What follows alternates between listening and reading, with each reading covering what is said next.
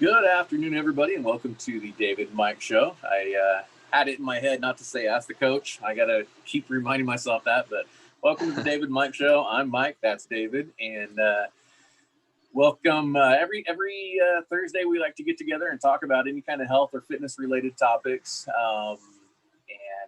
What we're thinking of discussing today is compatibility between trainer and client and why that relationship is important. For me, I stopped being involved with personal training. It's something that I don't have the passion for like I used to, and so I would rather someone train with somebody who's got more passion and fire for that one-on-one thing. I just feel like I'm not doing the client a proper service. So I personally don't do it anymore. But in the past, when I would meet with somebody, in addition to making sure their goals align with my goals for them, there's a lot that I feel needs to happen for a proper trainer slash coach client relationship. Conversation or communication is number one, and compatibility between the two, I think, is very overlooked, and also it's something that's not always thought about when choosing your client or when the coach is looking to pick up someone new to work with. So I'd like to pass it on over to David and see what he has to say. He's a lot more active in personal training than I am now, and see what his ideas are. And well, there's a cat. Great timing. He always has the perfect timing. He always trying to get on camera, man.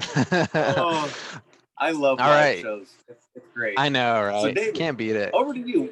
When you start working with somebody, how do you approach everything, and do you discuss the importance of having open communication and feedback as a two-way street right from the get-go? How does that work with you? Yeah, for sure. So I think the first thing that we should probably clarify is we're talking about here personal training, because there's a lot of different types of training. I know for Mike and I as program managers for HP, we wear a lot of different hats. It's kind of, we teach CubeFit and group exercise, especially when we're on site, and then do some personal training and just all types of stuff as the manager. But today we're talking more along the lines of personal training, because with group exercise and CubeFit and stuff like that, it should be energetic and you're given modifications and stuff like that, but it's kind of a one-way street, especially when we're just on Zoom, where it's just kind of us talking and there's not as much back and forth. There can be, especially in classes like this. We love when you guys get in the chat box or unmute and stuff like that. But with that, it can't be super specific like personal training should be. So I just wanted to put that out there. Like with personal training, we're utilizing programming and periodization and longer term training plans for people, as opposed to kind of a one-off workout that isn't really supposed to be built upon that much. So just a clarification there. But completely, yeah, what Mike said, I completely agree with. It's that wave of communication. It should be a two-way thing, and there should be some compatibility there, right? I've done a lot of personal training, and the overwhelming majority of those have been super positive experiences.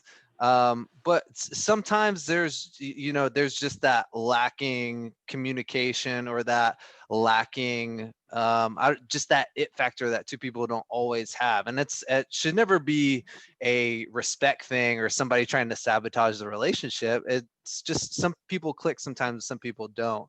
But as a client coming into it, you should expect that communication. Just first off, somebody being pleasant and smiling and being punctual. I think we can probably expect that for most people that we have any type of relationship with, especially at work, right? But yeah, I think communication's a big part of it, and also just building a relationship, getting to know the person getting to know the trainer. It just makes it a much more pleasant experience overall. I think that's a big part of it, and kind of asking questions. One of my first things that I ask people, usually if they're coming into the fitness center or whatever, is how are you feeling? how'd you sleep? Like, how's your energy level? Things like that. Cause that's a really simple question that you can gauge how somebody's feeling. And you might have to modify your volume and intensity given a very simple question. You know, they could have just been through the ringer and had, you know, a bunch of late night calls or whatever, and or they might be well rested and ready to get after it. So it's really important to be able to have that communication right off the bat. Yeah, agreed. In my past, when I used to, when I was primarily just a personal trainer, not just a personal trainer, but I wasn't wearing any other hats.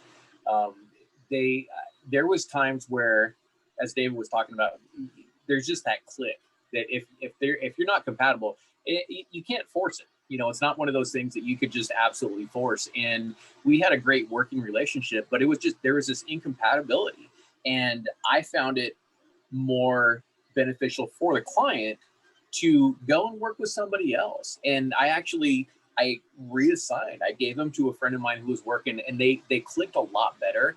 And actually, I believe that client had gotten a lot better results.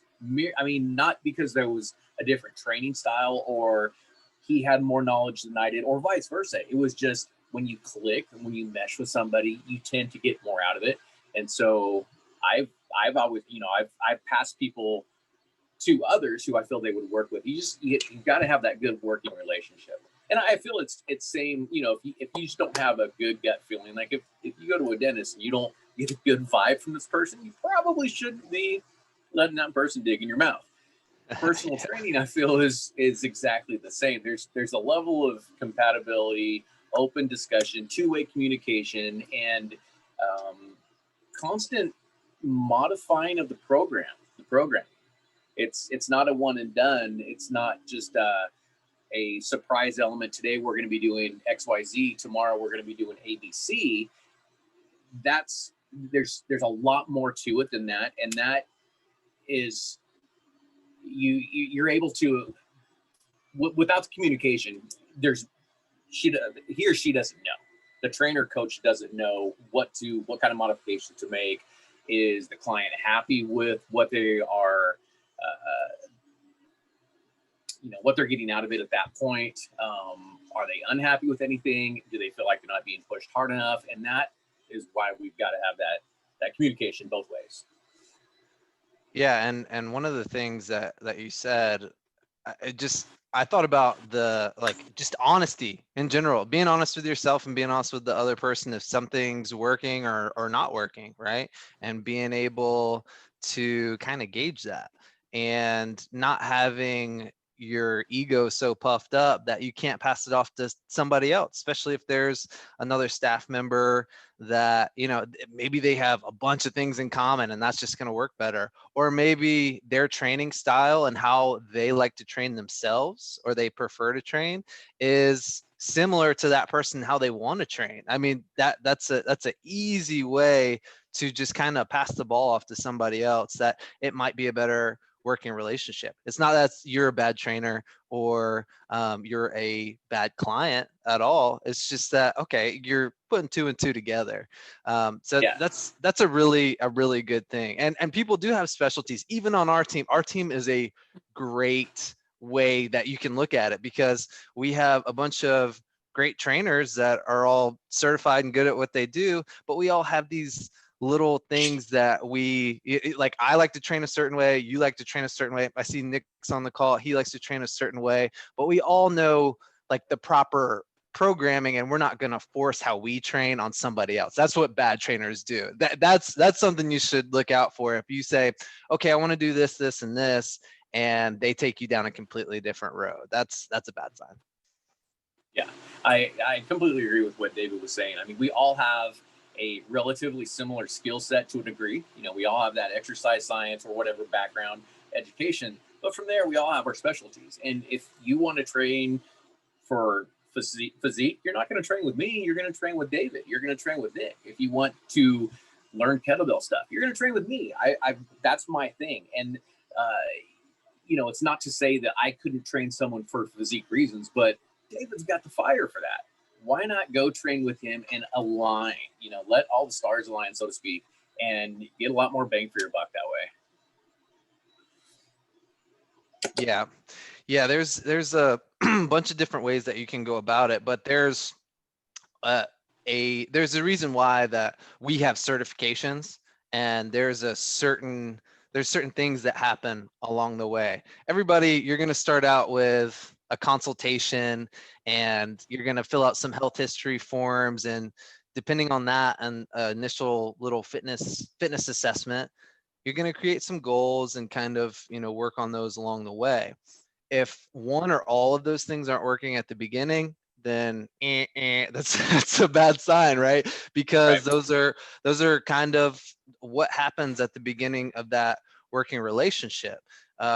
What personal training is exactly that. It's specific to you as opposed to Group X or CubeFit or whatever. So making sure that some of those things are checked off is a really good place to start too. And that comes down to that first conversation that you have. Okay, what's the process of us getting started with this? Yeah. Yeah. There's, we can kind of fall into a funk where personal training becomes kind of more or less just a group exercise class. It's someone telling you what to do with no personalization at all. You shouldn't be paying for personal training if that's what you're getting. It's a highly modified personal workout for you. So Yeah. yeah. Any questions or anything on anything that we've discussed up to this point? I think it's a very important conversation that tends to get not discussed too frequently. So good opportunity to discuss questions that you've got about training with anyone specifically.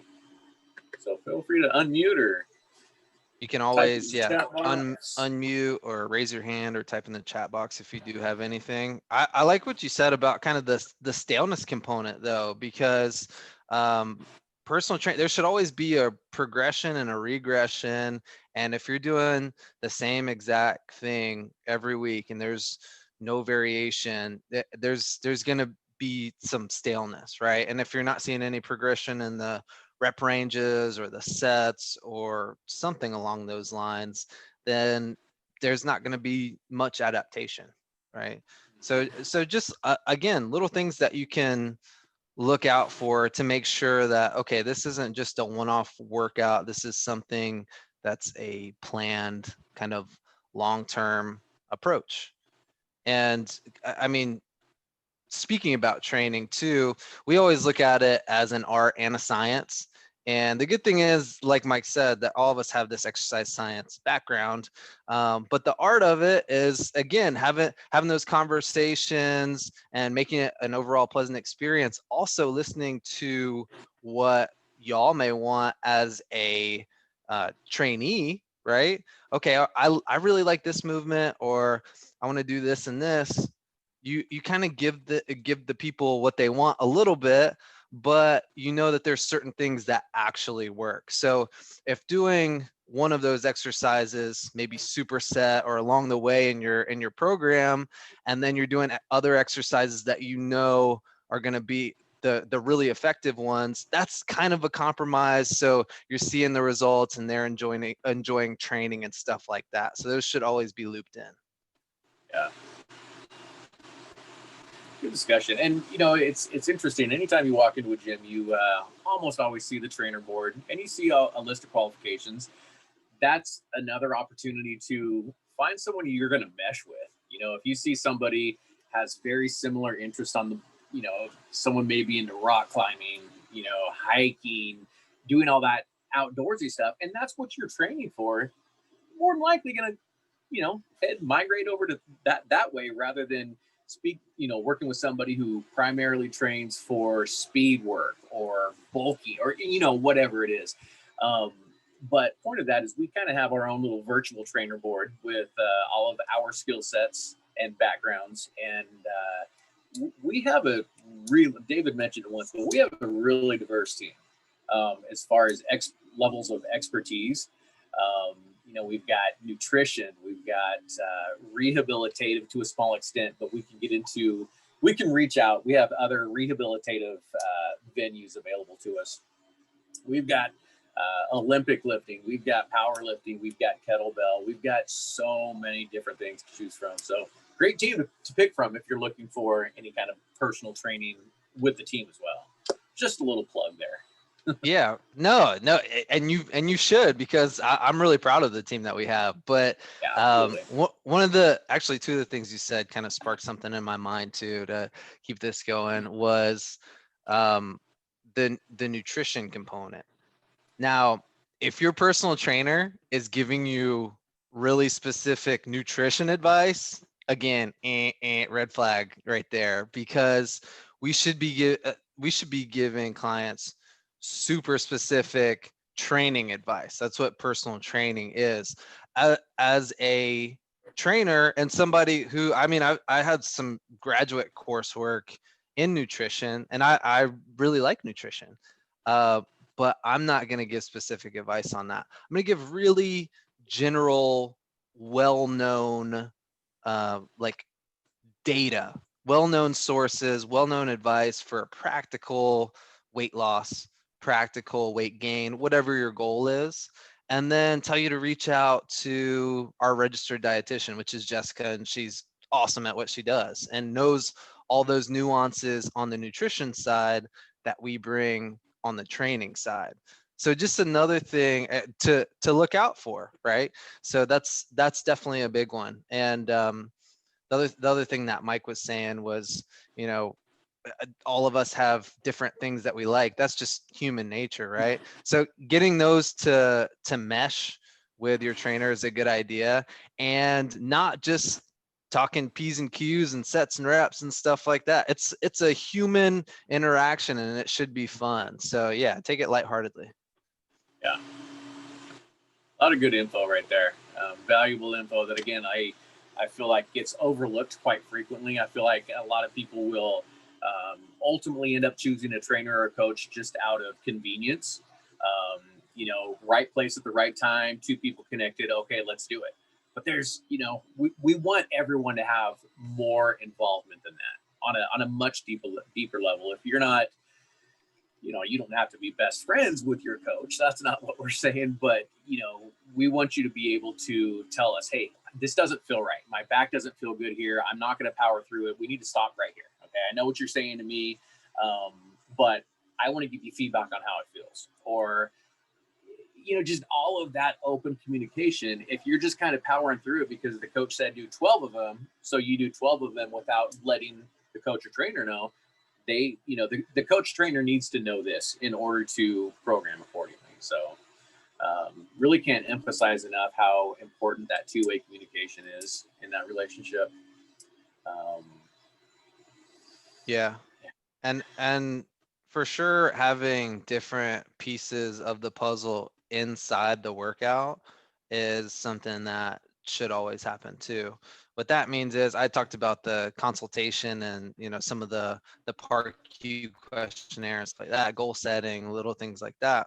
Well, as you move along into your workout, there should always be some type of warm up, some type of dynamic warm up. If there's nothing like that and you're just getting into straight sets of whatever squats or whatever you're doing that day, there's certainly something wrong. There should be some type of dynamic warm up, mobility, flexibility work, something along those lines, right? So how people approach those can be different, but definitely when you're getting into your training, there should be something there in those first couple of minutes to get you ready for the work ahead. And then the same thing goes with kind of your strength and conditioning work. There should be some piece of that. If it's somebody just trying to get brutally strong, maybe not as much on the conditioning side, or vice versa. If you're just trying to be a cardio killer, then there might not be as much strength stuff. But there's pieces of it, like there's always going to be some type of core, there's always going to be some type of mobility, and your trainer is just going to kind of adapt that to whatever you're going to do. A lot of times it's concurrent. If you have meaning you're doing some strength work and some cardio based on what your goals are, and that's part of your weekly plan. But if you're missing the mobility piece or core or some big piece of the picture, something's wrong. Interesting question I thought about when you were talking about the importance of warming up. Shoot. And I know when I used to train, and at the end of my training, it was only kettlebell. I mean, that's what I got into. And my my clients would know in advance what we were going to be working on that specific day. That's part of their programming. So they would know that on a Thursday morning when they're seeing me, we're going to be working on only snatches. And so I would tell them what we're going to be working on, so to make sure that they were already stretched, loosened up, warmed up, so we got the full length of time. Because when you're running back to back to back, you don't have that overlap. And I didn't like to take away from the clock. I'm not a clock watcher when I'm training somebody, but when you're back to back, you kind of have to be. And I didn't want to take anything away from their workout in order to get them warmed up. So I would let them know in advance. Do you ever do anything like that? Or are you actually, when you meet with someone, are the exercises that you have written for them that specific day, are they a surprise to your client, or do they know in advance what you might be working on? So yeah, it totally makes sense. And it's different from person to person. But if you're in that situation and you communicate that big word that we started out with, you communicate that and they know, okay, I need to come in here warmed up because as soon as I get in here, we're going to get after it. That's totally different from you not communicating that and they come in cold and then you're straight into some high intensity kettlebell work for sure. So just communicating with the client what you're going to do. Most of the time, it depends how many what your frequency of working with somebody is. For me, that's 1 to 3 times a week with any given person, and sometimes there's outside of that homework sessions. But it's always known going into it, especially if it's a once or twice a week person. We're going through the full gamut. We're doing some mobility work. We're getting core, upper, lower. We're hitting everything. And that day prior and day after, you're not really going to be able to do strength work. That's just kind of known in that. But if we were, going 2 days back to back, it might be, okay, one is more of an upper session, one is more of a lower session, something like that. It just has to be known before you get in there for sure. Yeah, absolutely. Any questions or anything up to this point? We've given a lot of info, so feel free to All unmute. the info. Yeah, lots squeezed into whatever it's been, 20 minutes plus. And Nick, while we've got you on the line, do you have anything else to add in that we may have missed or overlooked, or do you have a different type of style that you like to incorporate? No, I agree with everything you and David have been saying. A lot of it comes down to how well, the chemistry between the client and trainer, the trainer specialization. For those of you listening, if you're looking for guidance, kind of seeing their style from meeting them and what they specialize in. But yeah, it's all good stuff, man. Appreciate it. Yeah, that's good. And one of the things too is when you're getting started with somebody, especially if you as a client are coming in and you haven't done any type of resistance training, or you haven't done resistance training in a long time and you feel like you're not really in good shape and stuff like that, you shouldn't be using a lot of load.